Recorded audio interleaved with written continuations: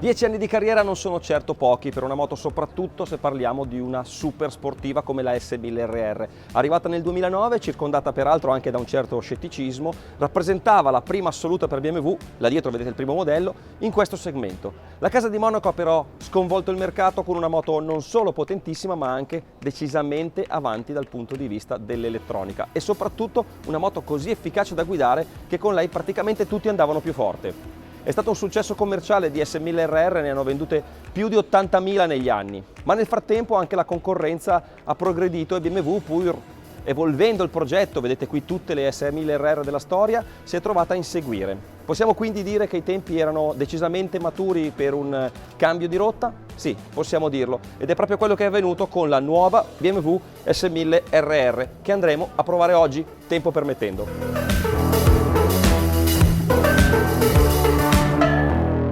La nuova S1000RR è fedele sì ai principi che hanno ispirato il progetto originario, ma è nuova dalla prima all'ultima vite. A partire dal motore ultra compatto, impressionante quanto sia corto e stretto, che può vantare il sistema Shift Cam di fasatura variabile, lo stesso che abbiamo visto debuttare sul Boxer 1250, che ora arriva anche sul 4 cilindri in linea. Ma non è solo la testata ad essere stata riprogettata, tutto il motore è nuovo ed è dimagrito di ben 4 kg, alleggerimento che ha contribuito insieme a tutti gli altri componenti a far scendere il peso della S1000RR di ben 10 kg. Ora sono 197 i kg dichiarati in ordine di marcia e con il pieno di benzina.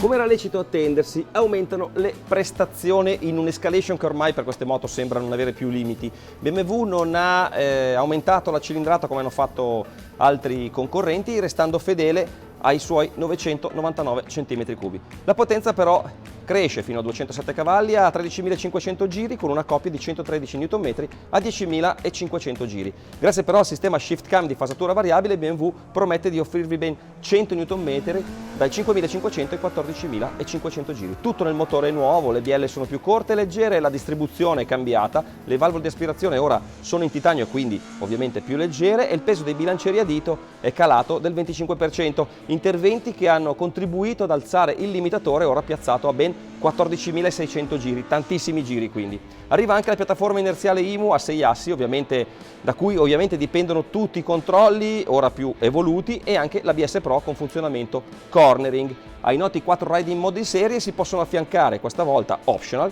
mappature Race Pro 1, 2, 3 che prevedono un settaggio fine di tutti i controlli. Così siamo in grado di cucirci addosso la moto quasi in modo sartoriale, gestendo ogni parametro separatamente, tra cui impennata, risposta dell'acceleratore e adesso anche freno motore.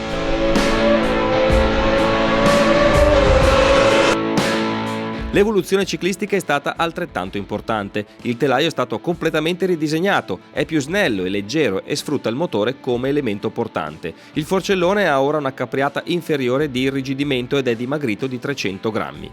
Il suo attacco al telaio, il cosiddetto pivot, è regolabile con un'ampiezza di 4 mm, soluzione questa tipicamente racing. Anche il cinematismo della sospensione posteriore è completamente nuovo, seguendo lo schema full floater.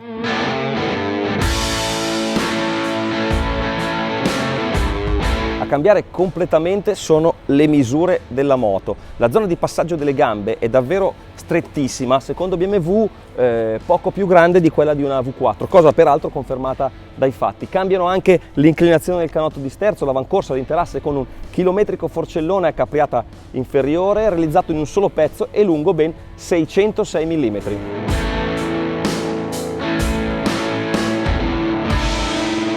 Da questi numeri è facile intuire come gli uomini BMW abbiano voluto realizzare una moto con quote di sterzo estreme ma lunga di interasse, proprio come vuole la tendenza attuale che va alla ricerca della massima maneggevolezza senza sacrificare la trazione meccanica.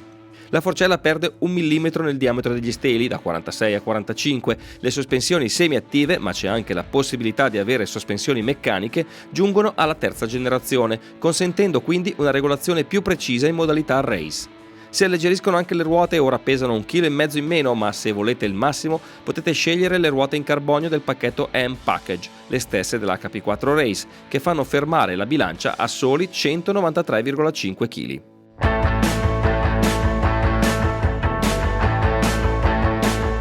Diciamo che non è stata una giornata fortunata per BMW e nemmeno per noi, perché l'Estoril del resto d'inverno qui si sa che si rischia di prendere anche della pioggia, e quindi la prova non è stata completa, perché abbiamo oscillato tra la pista dal bagnato al bagnatissimo, dalle gomme stradali alle gomme rain, non abbiamo messo su le slick che pensavamo di mettere sull'asciutto. Questo è ovviamente un test quindi che possiamo definire zoppo, ma che ha fatto emergere comunque qualche qualità della moto. Sicuramente la maneggevolezza è nettamente superiore, abbiamo provato la versione con il pacchetto M, con le sospensioni elettroniche, quindi diciamo il pacchetto più completo che BMW è in grado di offrire, e la maneggevolezza è la prima cosa che emerge. Nel cambio di direzione della scicanina molto stretta che c'è qua all'Estoril si capisce subito che c'è molta velocità di azione. Bisognerebbe provare la vecchia moto con gli stessi cerchi per capire effettivamente se il passo avanti è stato notevole. Mi è piaciuto molto guidando in queste condizioni il motore, la gestione elettronica del motore, dei controlli, della trazione, del freno motore, tutte cose che sembrano funzionare molto bene amalgamate. La BMW non ha perso la sua anima di moto facile, intuitiva, con cui possono andare forte tutti, ha alzato però sicuramente il livello delle prestazioni, è sensibilmente più leggera e si sente, il motore va sensibilmente più forte anche perché è aiutato nella sua erogazione da ovviamente componenti più leggeri, e quindi quando i cerchi pesano 1,5 kg in meno è chiaro che anche il motore fa più il brillante.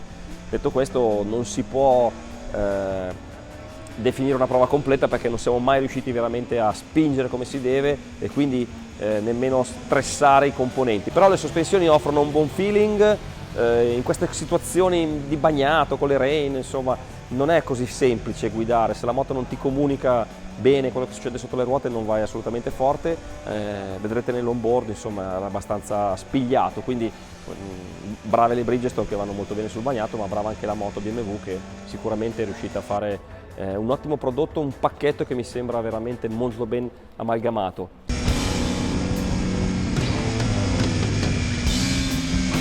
Discorso freni, che è un discorso molto sensibile perché me l'avete chiesto in tanti, non ho rilevato nessun tipo di problema a livello di feedback e a livello di potenza, però ripeto, abbiamo girato in condizioni non sicuramente ideali dove si stressa anche l'impianto frenante. Devo dire che il feedback alla leva secondo me è migliore rispetto alla precedente versione. Sulla potenza ci riserviamo di parlarne quando proveremo la moto in condizioni ideali. Se e quando organizzeremo la comparativa sarà interessante vedere se questo pacchetto BMW sarà davvero competitivo come sembra esserlo anche nel mondiale Superbike. Per adesso qui con questo tempo è già tanto che siamo riusciti a girare, a mettere giù il ginocchio in un paio di curve. Questo è quello che ci prendiamo, e ogni tanto bisogna anche guidare le moto in queste condizioni. In queste condizioni si capisce proprio se un pacchetto funziona, secondo me, e qui c'è un buon mix, un buon amalgama. Questa moto può fare molto bene.